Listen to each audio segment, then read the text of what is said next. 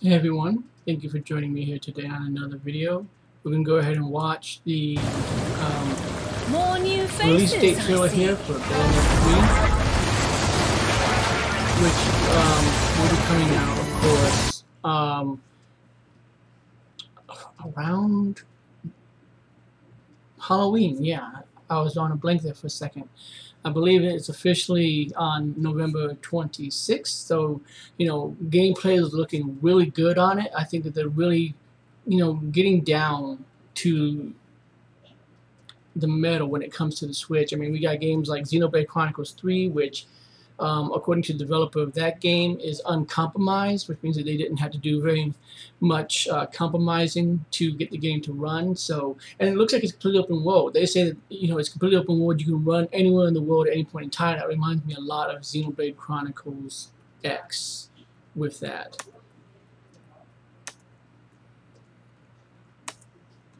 So really excited for when that game comes out, of course. Been looking forward to Bayonetta 3. I've said it time and time again since they initially showed it. So I was hoping that all these directs we're going to talk about it, and I'm glad that it's finally being discussed.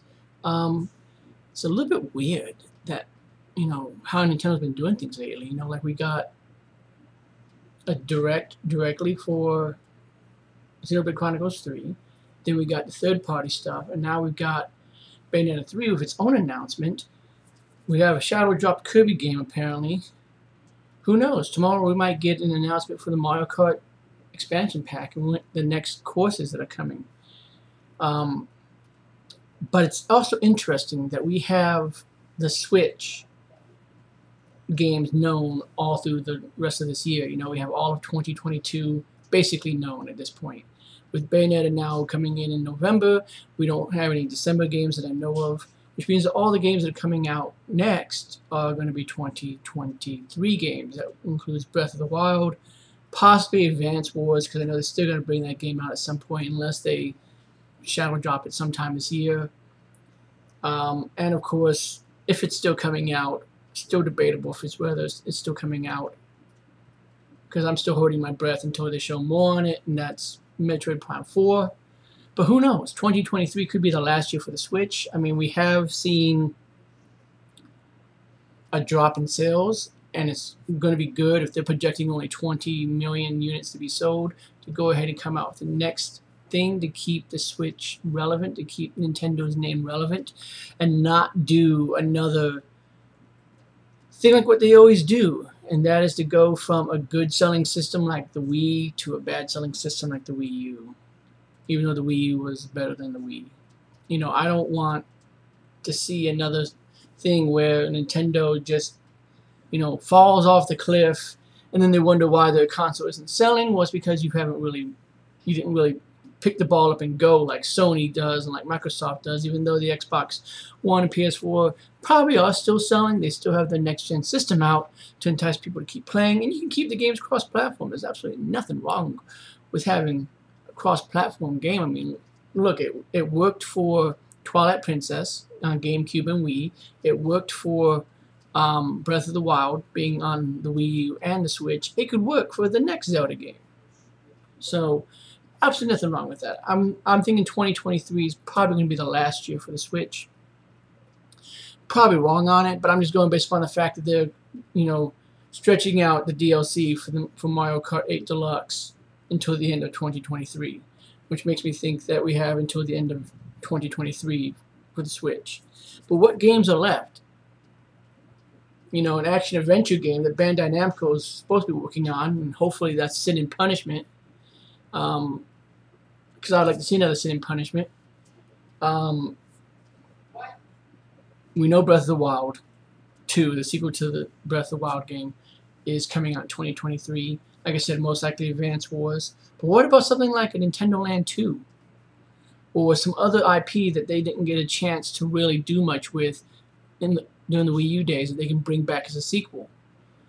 Now, I might talk about some of my ideas in another video, but what do you guys think about that?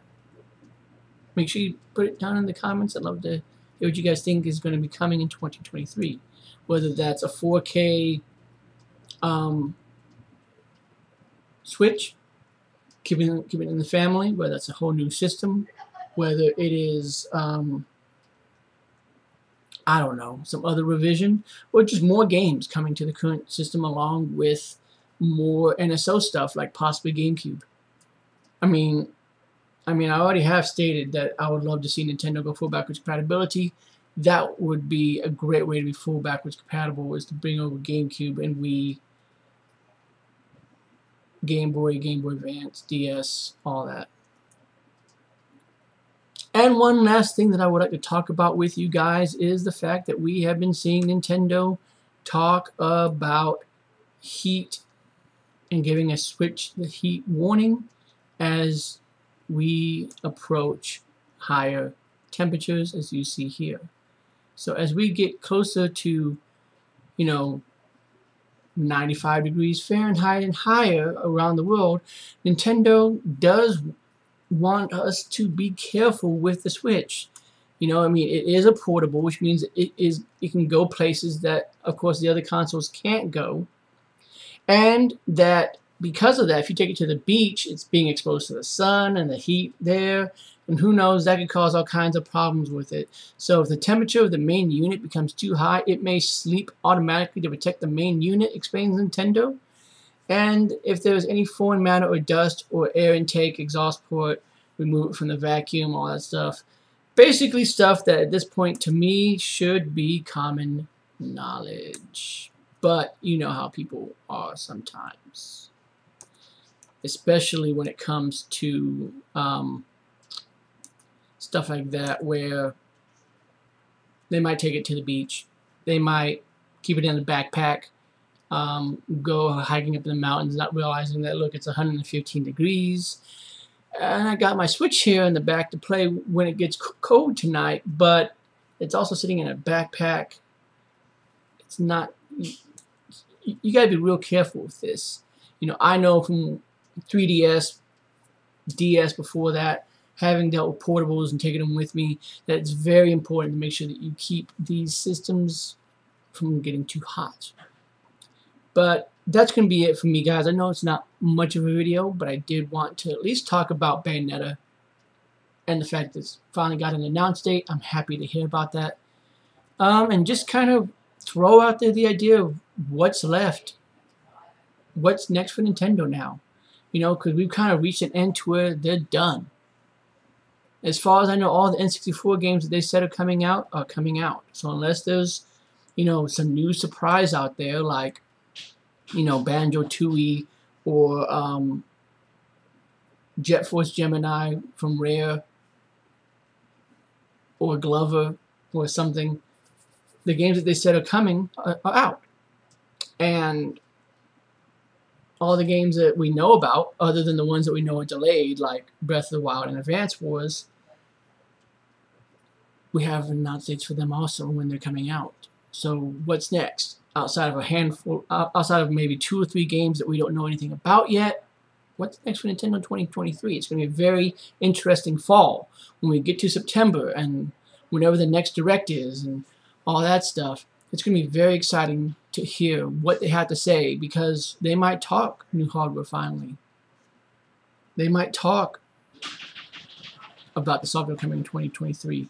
I'm very interested in knowing about it and what you guys think about it. And I'm not going to take up any more of your time. Thank you for watching Retro Geek Gaming.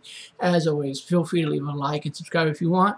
Otherwise, I'm going to let you guys go and enjoy the rest of your day, and I'll see you next time.